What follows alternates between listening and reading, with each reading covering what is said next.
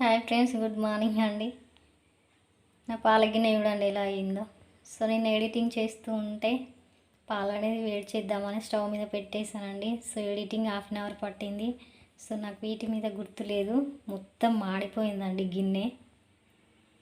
So ఘోరంగా అయిపోయింది. Editing అంటే అలా ఉంటుంది. ఒక వర్క్ అనేది పెట్టుకున్న తర్వాత మనకు మిగతా పని అనేది గుర్తుకుండదు. సో చూడండి ఎలా అయిందో. సో దీన్ని ఎంత తోమినా ఇప్పుడు ఇది పోదండి. సో దీనికోసం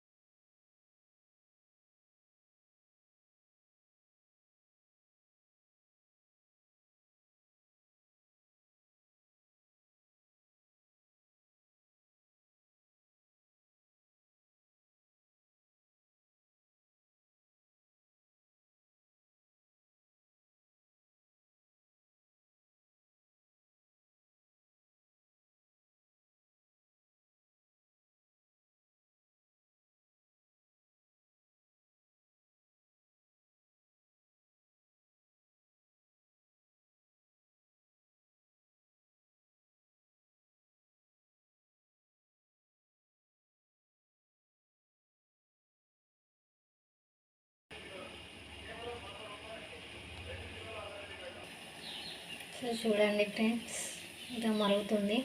సో అంతా ఊడి వచ్చేస్తుందండి. సో అదంతా ఊడిపోయింది. చూడండి అంతా దానిస్తే వచ్చేస్తుంది.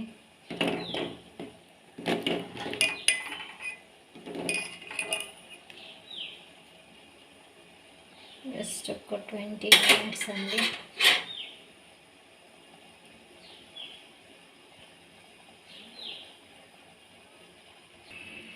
సో ఫ్రెండ్స్, దాదాపు పిచ్చులన్నీ ఊడిపోయాయండి.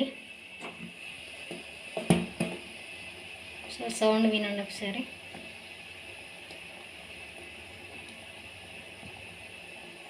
సో అదంతా ఊడిపోయింది. సో ఇదంతా ఒక దాంట్లో పోసుకుందామండి.